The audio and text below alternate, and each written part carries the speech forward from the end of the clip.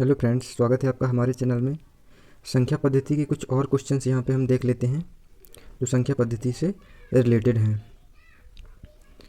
पहला क्वेश्चन यहाँ पे दिया गया है, किसी संख्या को 899 से भाग देने पे 63 शेष प्राप्त होता है। यदि उस संख्या को 29 से भाग दें तो कितना शेष प्राप्त होगा। तो इसको कैसे सॉल्व करेंगे? इसको सॉल्व करने के लिए एक तरीका होता है, जैसे यहाँ पे दिया गया है 899 और 899 से भाग देने पे किसी संख्या में 63 शेष बचता है, तो 29 से भाग देने पे क्या शेष बचेगा। तो यहाँ पे हम ये देखेंगे क्या जो 899 है वो 29 से डिविजिबल है। अगर 29 से 899 डिविजिबल है तो वही शेष 29 से भाग देने पे भी बचेगा जो 899 से भाग देने पे बच रहा है। तो सबसे पहले हम 899 में 29 से डिवाइड करके देख लेते हैं। तो ये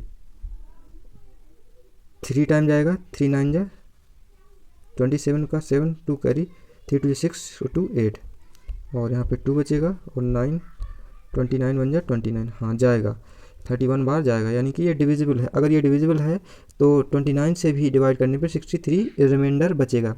लेकिन जो रिमाइंडर होता है वो कभी भी डिवाइजर से ज़्यादा नहीं होता है। तो रिमाइंडर यहाँ पे 63 दिया है और डिवाइजर अगर यहाँ पे दिया है 29, तो ये पॉसिबल नहीं है क्योंकि जो रिमाइंडर है वो इससे छोटा ही होगा। तो हमको एक काम और करना होगा, यहाँ पे 29 से 63 को डिवाइड कर देना है। इसके बाद जो रिमाइंडर आएगा वो एक्चुअल रिमाइंडर आएगा 29 से भाग देने में उसमें। तो ये जो है वो 2 बार हम इसको करेंगे। 2 9 जा 18 का 8, 2 2 जा 4 और 1 5। तो यहाँ पे अगर हम माइनस करेंगे तो 5 हमारा आंसर आ जाएगा। तो 5 रिमाइंडर जो है आ जाएगा 29 से डिवाइड करने में। नेक्स्ट क्वेश्चन देखेंगे। दिया गया है n एक पूर्ण संख्या है, उसे जब 4 से विभाजित किया जाता है तो शेषफल 3 आता है। तदनुसार 2n को 4 से विभाजित करने पे क्या शेषफल आएगा। मान लीजिए कोई एक संख्या है n, ये जो है 4 से इसको डिवाइड करते हैं तो हमारा जो रिमाइंडर आता है वो 3 आता है। तो n यहाँ पे कोई भी संख्या हो सकती है, मान लीजिए 7 हो सकती है, ठीक है। तो 4 से डिवाइड करेंगे तो 3 शेष आएगा। मान लीजिए यहाँ पे 7 है, तो यहाँ पे अगर हम 2n ले रहे हैं और फिर 4 से डिवाइड करेंगे तो हमारा रिमाइंडर क्या आगे पूछ रहा है। तो अगर यहाँ पे n 7 है तो 2n हमको 14 मानना पड़ेगा, और 2n अगर हम 14 मानेंगे तब हम 4 से डिवाइड अगर करेंगे तो कितना शेष आएगा, तो हमारा 2 रिमाइंडर आएगा। तो बिल्कुल ईजी है, इसका 2 आंसर आ जाएगा। नेक्स्ट क्वेश्चन देखेंगे हम। a 228 को विभाजित करता है और 18 शेष बचता है। a का 2 अंकों का सबसे बड़ा मान क्या होगा। तो सबसे पहले ये देखेंगे कि 228 को विभाजित करता है और 18 शेष आता है। तो इसका मतलब ये नहीं कि ये 228 को पूरा विभाजित कर देगा, क्योंकि 18 उसमें शेष आ रहा है। तो सबसे पहले हमको ऐसी संख्या निकालनी है जो 228 जिसको a विभाजित कर रहा है। तो हम ऐसी संख्या निकालने के लिए इसमें से 18 माइनस करना पड़ेगा। मतलब ऐसी संख्या तभी तो निकली क्योंकि 18 इसमें रिमाइंडर है, तो 18 फिर घटा देंगे तो a का पूरा पूरा भाग उसमें चला जाएगा। तो यहाँ पे ये संख्या हमारी आ गई 210। 210 एक ऐसी संख्या है जिसमें a से भाग चला जाता है, यानी कि 210 इज डिविजिबल बाय a। अब हमको a का ऐसा मान निकालना है जो 2 अंकों का हो और सबसे बड़ा हो। तो ऐसा मान निकालने के लिए हमको इसके फैक्टर करने पड़ेंगे। मान लीजिए ऐसी संख्या हमने 210 आ गई, अब इसको हम फैक्टर निकालेंगे तभी तो हमको पता चलेगा कि कौन कौन सी ऐसी संख्या हैं जो इसको डिवाइड कर रही हैं। तो 2 1 जा 2, 2 5 जा 10, 2 से फिर करेंगे, 2 से नहीं जाएगा, 3 से करेंगे, 3 3 जा 9, 3 5 जा 15, फिर 5 से करेंगे, 5 7 जा 35, फिर 7 से करेंगे, 7 1 जा 7। तो ये हमारा आया 2 × 3 × 5 × 7। तो यहाँ से देखेंगे हम कोई भी ऐसी संख्या बड़ी से बड़ी इनको मल्टीप्लाई करने में बन रही हो जो 2 अंकों की हो। 2 3 जा 6, 6 5 जा 30, और 30 जो है यहाँ से अगर हम 3 को मल्टीप्लाई करें तो 30 बन रही है, और 30 का 7 से करेंगे तो वो तो 210 हो जाएगा, तो उसका कोई मतलब ही नहीं है। इस तरफ से करके देखते हैं, 5 7 जा 35 और 35 3 जा 105 हो जाएगा। तो ये भी जो है 3 अंकों की हो जाएगी। तो हमको 30 मिली अभी ऐसी संख्या, क्या 30 से भी और बड़ी मिल सकती है हमको। तो हम बीच से शुरू करते हैं। 3 5 जा 15, यहाँ से नहीं, पहले हम इसको देखें, ये 2 इसके ले लेते हैं। 2 3 जा 6 और 6 7 जा 42, एक हमको 42 मिल रही है। तो इसको और मल्टीप्लाई करके देखते हैं हम। 5 7 5 जा 35, 35 2 जा 70। अगर हम इस 3 को छोड़ देते हैं, यहाँ पे कलर चेंज कर लेते हैं, अगर हम इस 3 को छोड़ देते हैं यहाँ पे, या इस 3 को छोड़ देते हैं, तो इन तीनों को अगर हम मल्टीप्लाई करते हैं तो हमारे पास क्या आता है, तो हमारे पास आ जाएगा 5 × 7 × 2, ये हो जाएगा 5 7 35 2 70। तो ये जो 70 है जो सबसे बड़ी संख्या है जो हमको यहाँ से मिलती है, तो इसका राइट आंसर हो जाएगा 70। नेक्स्ट क्वेश्चन देखते हैं। दो संख्याएं 11,284 और ये जब 3 अंकों वाली एक संख्या से विभाजित की जाती हैं तो एक समान शेषफल जोड़ती हैं।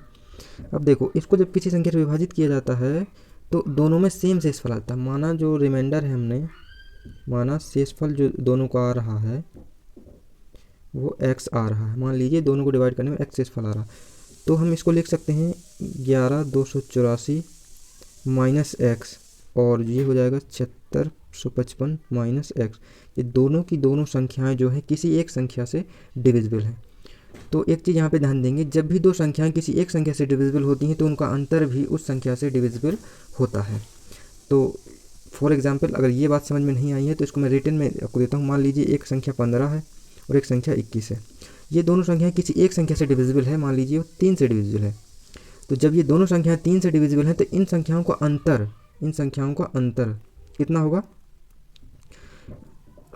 6। इन दोनों का जो डिफरेंस होगा वो कितना होगा? 6। तो 6 भी जो है 3 से डिविजिबल होगा। मतलब कहने का मतलब है इन दोनों का जो अंतर होगा वो भी डिविजिबल होगा। कितने से? उस संख्या से डिविजिबल होगा। तो यहाँ पे हम इसको इरेज कर देते हैं और एक बार दोबारा से इसको लिख देते हैं। तो जब हम इनका अंतर निकालेंगे तो अंतर निकालने के लिए हमको लिखना पड़ेगा माइनस एक्स माइनस 7655 प्लस में ये x हो जाएगा, क्योंकि हमने इस संख्या में से इस संख्या पूरा को घटाया है। जब इसमें से इसको घटाएंगे जब हम, तो x से x कट जाएगा और हमको इसमें से इस संख्या को घटाना पड़ेगा 7653 को। ये 1 घटेगा, 8 में से 5 गए 3, इधर 6 बचेगा और इधर 3 बचेगा इधर। तो 36 31 ये जो है हमारा डिफरेंस आ गया। अब ये जो डिफरेंस है ये भी डिविजिबल होगा उस संख्या से। तो अब हमको वो संख्या निकालनी है कि वो संख्या 3 अंकों की क्या हो सकती है। तो जब भी हमको डिविजिबल या डिवाइज़र निकालना होता है तो बेसिक इसका तरीका होता है कि उसका फैक्टराइजेशन कर दें और उनके गुणनखंड निकाल के हमको पता चल जाएगा कि किस किस संख्या से डिविजिबल है। हम वहाँ से इसको छांट सकते हैं। तो हमारा जो ये आया था इसके हम फैक्टर करेंगे, हम 36 31 के हम फैक्टर करेंगे।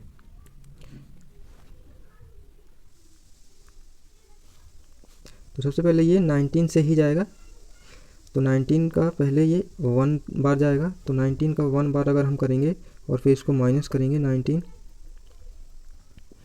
तो ये कितना आएगा? 16 में से 9 घटाएंगे 7 आएगा, तो 17 बचेगा यहाँ पे। और 17 से इसको हम डिवाइड ही कर देते हैं। 19 बन जाए 19 और ये कितना बचेगा यहाँ पे? 17 बचेगा और 3 उतारेंगे। इसके बाद देखिए 19 का टेबल पढ़ेंगे हम कि 173 से ज़्यादा ना हो। 9 बार जाएगा, 99 जा 171, तो यहाँ पे 1 बचेगा और ऊपर से उतारेंगे 9, तो 19 बन जाए 19, तो ये कट जाएगा। यानी कि हमारा 191 जो है इसका क्या आया? 191 जो है हमारा इसका फैक्टर आया। ठीक है, तो 2 फैक्टर इसके आ गए। अगर हम इन दोनों का मल्टीप्लाई कर देंगे तो हमें ये संख्या मिल जाएगी। तो हमको 3 अंकों की संख्या मिल गई। इनके 2 फैक्टर हमारे पास क्या आ गए? एक 19 आ गया और एक 191 आ गया। तो यहाँ पे क्या है, वो क्या पूछ रहा है कि 3 अंकों वाली संख्या जो है वो पूछ रहा है। 3 अंकों वाली जो संख्या हमको मिली है वो कौन सी मिली है? एक हमको मिली 19 और एक हमको मिली 191।